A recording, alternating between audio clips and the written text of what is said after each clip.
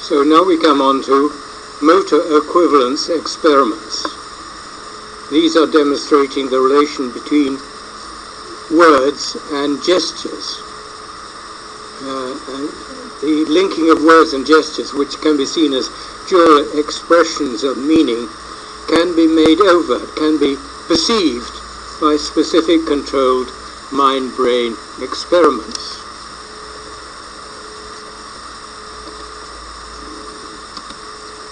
So here is a selection of animals where the sound made by the animal can be recovered from the word. It's obviously not exactly the same sound, but it shows how imitating the sound originally generated the name. Examples of this are the 6 pictures below on the right. That is the crow, the hyena, the wolf, the wasp, the duck, and the cat. This is perhaps the most straightforward way. Clicking on the crow, for example, will first of all give you a recording of the actual sound of a crow, and then for a succession of words for crow in different languages, one can see what sound the name of the crow in that language generates. So here we are. The sound of the crow originally. And then we will see the word crow in English, crow in French, kobo, and crow in Japanese, karasu, which produces the result of the transfer from the sound structure of the name of the crow in these different languages is to generate a sound which imitates in some way the original sound of the bird. Same applies to hyena. This is the original sound of hyena. And then in English, hyena. Then in French. Then in Swahili. Very similar sounds generated by the name of the animal in that language. Perhaps another striking one. Here we have a wasp, very typical noise. And then the sound generated by the word wasp, guêpe in French, Japanese susunbaki. And the same goes obviously for the duck and the cat. Now we come on to a different class. This is where the name of a creature, there's no sound associated with the creature. It's a silent creature. It applies perhaps to swans and some other creatures. In this instance, we've taken the words for butterfly, and the word for butterfly generates not a sound, but an action, a gesture, as we see here. Butterfly produces a pattern of action similar to that is seen with the butterfly flapping its wings. Interestingly, in some sign languages, there's a very similar sign used to indicate a butterfly in the sign language. You can see a larger version of this. Butterfly. The word butterfly generates a pattern of action, a gesture indicating the creature. And now on the bottom left, we now see how action words are related to the action.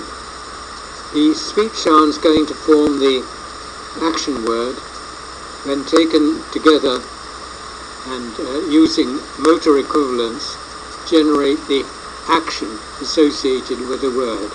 Close relation between the action and the structure of the word.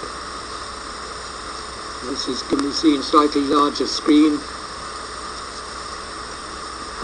It produces the action hit. And of course, we're familiar with other cases which are much more obvious, e.g. where the word hiss is virtually identical with the sound of the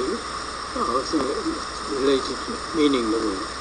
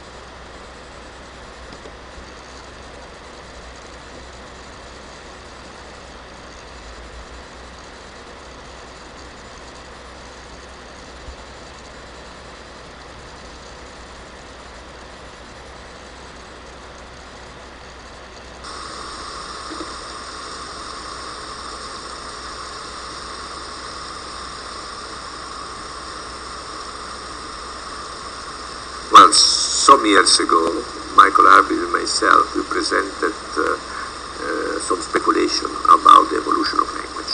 So I think one should distinguish evolution of language and what happens now. As far as evolution of language, I still think that our speculations are extremely important and true. So how the language developed? One possibility are two possibilities. One is developed from the calls of animals, and that seems to be the most logical thing. We say we emit sound, they emit sound, so there should be some evolutionary continuity. The other theory, which is old as a matter of fact, is that it derived from gesture. We communicate first with the gesture, and sound has been attached later. The reason why I think that this second hypothesis is correct, derived from gesture, is because anatomically the center which control calls in monkeys, in other animals, are located in a completely different part from the brain from human. We have the circuit on the lateral surface, Wernicke and Broca's area, and the area around. In the monkey, they are in the depth of the brain, related to emotional centers. So the core of animals are related to emotion.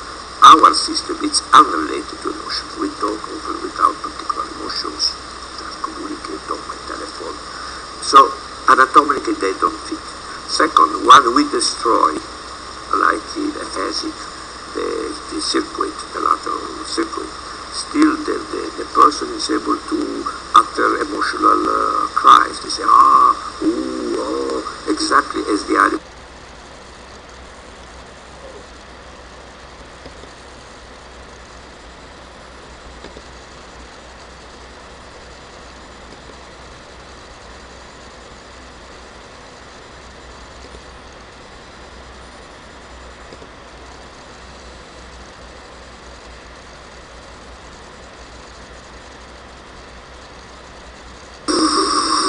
This will not help because classic cognitive science is wrong.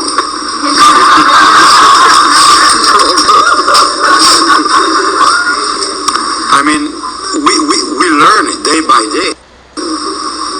This will not help because classic cognitive science is wrong.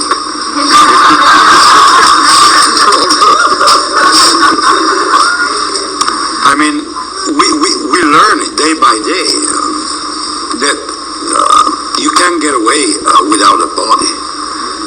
And there are different ways to deal with the body, to bring the body into a cognitive framework. Many recipes, many theories, many lines of research, many of which are mutually conflicting. Because neuroscience, first of all, is a methodology. And you can use this methodology to ask different questions and expecting to find different answers. But I think if there is something new coming out from cognitive neuroscience, is that the body is more and more being at the center of the focus of this research. And I can't see as one way to easing the establishment of this bridge, of this dialogue, more than it was possible